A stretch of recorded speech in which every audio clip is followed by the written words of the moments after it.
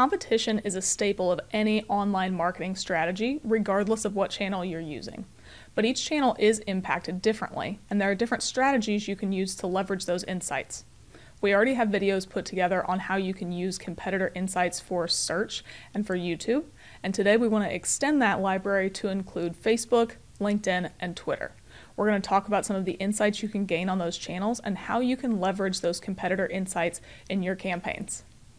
Across the 3 different platforms we're going to talk about today, there are 2 ways that we can leverage competitors in our campaigns. The first is going to be based on the ad creatives they use and how we can find examples of that. And the second is going to be based on targeting options. So I'm going to go through each platform in order, starting with Facebook, then LinkedIn, then Twitter, and we'll look at the capabilities that each platform has for each of those areas. So starting off, we are in the Facebook ads library, or the meta ad library. If you simply Google it, it'll pop up.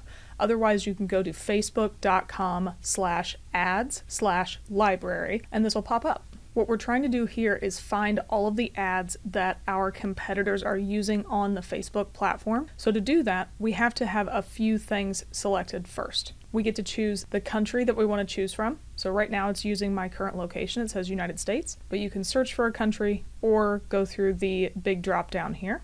And then the second piece is we need to choose the ad category. This can be all ads for businesses that have no type of restriction on them, or you need to opt into either the issues, election, or politics, housing, employment, or credit categories to find ads for businesses that would fit into each of those groups. So if you are a credit card company and you're trying to spy on your competitors, you probably need to choose credit. For now, I'm going to choose all ads. And then the last thing we need to do is come up in this search box and search by keyword or advertiser. I'm assuming that since you know who your competitors are, which is why you're watching this video, you'll be able to search simply by the advertiser. But if you don't know and you're trying to find out, you can search by keyword. For this video, I'm going to use Starbucks because it's a global company, it's got good reach, and they had examples across all the different platforms that I wanted to see. For right now, I'm just going to type in Starbucks. If I scroll down a little bit, you can see that there are a number of different instances of Starbucks, and I'm just going to choose this top one, which looks to be the main global brand. Now we're taken to the main report page. We do have a video that goes through the Facebook ad library in more depth, and you can check out that video at the top of the screen right now. But for today, I'm just going to give a quick overview, and we're going to skip all the way down here to the ads themselves, because this is what we're trying to do. We're trying to see what Starbucks is advertising right now. So launched in February of 2022, you can see that there are a few different options we have in here. The first ad is around people giving a group gift card to somebody or being able to contribute as a group to an individual gift card. And the ones off to the right have to do with Valentine's Day, since that's coming up, but it's still advertising a gift card.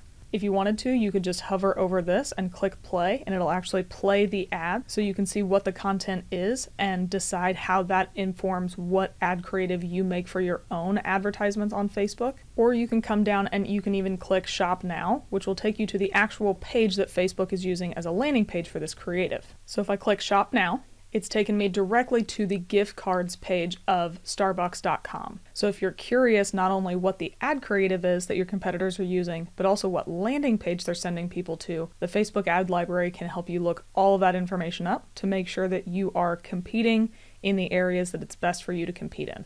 Now for the targeting options on Facebook. I'm going to hop into a placeholder campaign real quick, and I'm going to scroll down to the detailed targeting section at the ad set level. The best way to lean into the competitor targeting options on Facebook is to simply search for your competitors and see if they show up. So for right now, I'm using Starbucks as an example. So I'm just going to come in here and type in Starbucks. And here you can see a number of different options show up. Unfortunately, that text box is hovering over the categorizations, which is making it difficult. So if I come down here, you can see that there is Starbucks targeting options for people who work there, or Starbucks is their employer. There are people who say that Starbucks is the school that they went to. It's an interesting choice. Same thing as somebody who says that Starbucks is their job title. But then the option that we most likely want to use is going to be the Starbucks as an interest section. And that's going to be the third from the bottom, or this one right here. These are people who have expressed an interest in or liked pages related to Starbucks. So targeting this group of people is probably going to be targeting people who like your competitor if your competitor is Starbucks. The biggest challenge when it comes to this competitor targeting on Facebook is that not all businesses will be eligible for this detailed targeting section. Starbucks is a very large international brand, which is why I'm using it as an example, but not every brand is going to show up.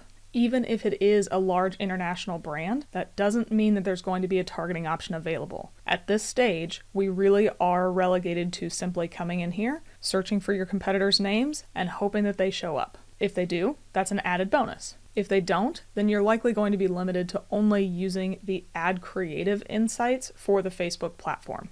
Now let's shift to the second platform, and that's going to be LinkedIn. Many of you might not know that you can see different companies' ads on LinkedIn. There just isn't a centralized library like there is for Facebook. So if you want to see a company's ads on LinkedIn, you need to go to LinkedIn, which is where I am, and then come up in the search bar and find their page. Again, I'm going to continue using Starbucks for this.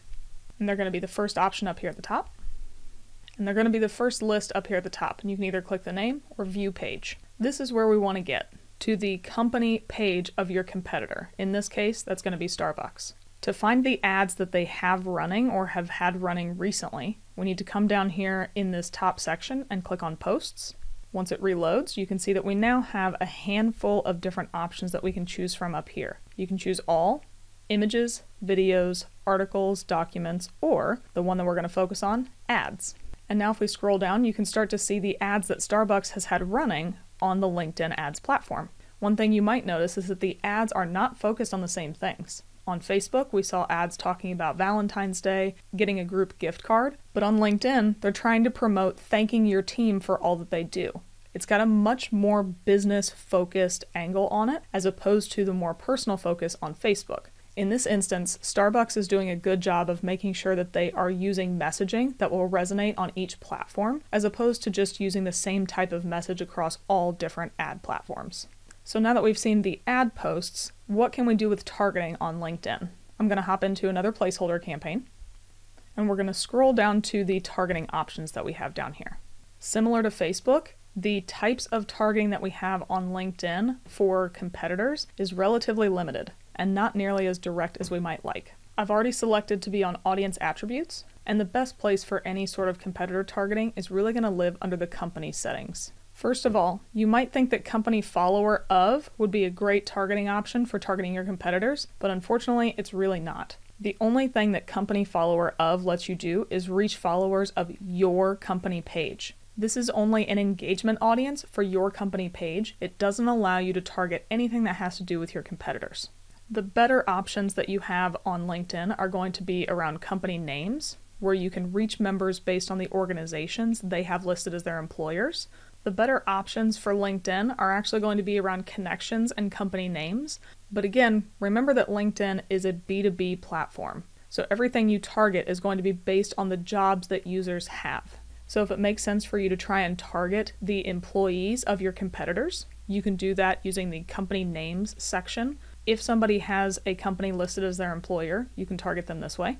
Or if it makes sense for you to target people who are the first degree connections of your competitors' employees, you can do that through company connections. I'll hover over the word bubble so you can read that one. But effectively, LinkedIn is going to help you based on what people's jobs are, not necessarily their interests. Even though there is an interests and traits section, it doesn't really lean into individual companies in the way that maybe Facebook or other platforms would. So there are some ways that you can try and leverage your competitors in LinkedIn, but it just really depends on what you're advertising and what you're trying to find users for. Now let's hop into the last platform, and that's going to be Twitter ads. Unfortunately, as of the recording of this video, I don't believe there's a way to spy on your competitors' ads through Twitter. If I'm wrong about that, please feel free to share it in the comments below. But for this video, we're going to focus just on the targeting options for the Twitter ads platform.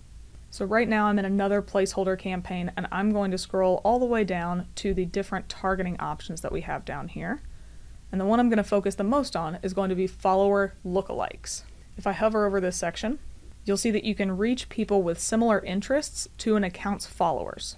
So similar to the company connections targeting in LinkedIn, we're not targeting people who follow the individual brand, we're targeting people who are similar to the people who follow that brand. So the example I've been using the whole time is Starbucks. So I'm going to go ahead and type in Starbucks down here. Again, there are plenty of different options you can choose from. I'm just going to choose the main one. And effectively what that means is we are targeting people who look like Starbucks followers on Twitter. So we can't really steal away any of their customers, but we can find people who don't follow Starbucks but do behave similar to their followers on the platform. The last option we have available for targeting competitors on Twitter is going to be down in conversation topics.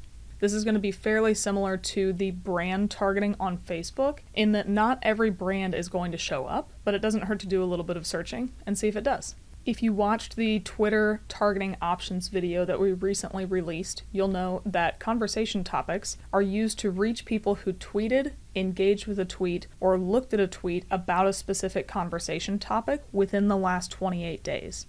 So this helps to narrow down people who not only have specific interests around a topic, but also that it happened within the last 4 weeks. So for now, I'm just going to come in the search box, type in Starbucks again, and here you can see there are a few different options. We can have the brand itself, overall, just as Starbucks, but then there are also a couple of different products available as well. So if for some reason people really leaned into the Frappuccino over the past 4 weeks, and that's important to you, you can target those users. But again, you'll notice that not every item on the menu at Starbucks is part of this list. That goes back to the idea of you kind of just need to search things, see what pops up, and target the ones that make the most sense for you.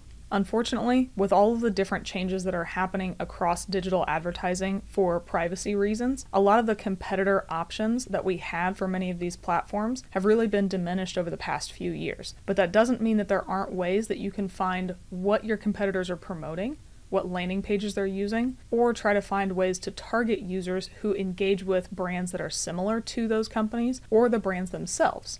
It might just take a little bit of guess and check by typing things into a search box and seeing what pops up. If you have any questions about any of these strategies for using competitors in social, or if you found any other ways to leverage your competitors on the social platforms, we would love to hear about it in the comments below.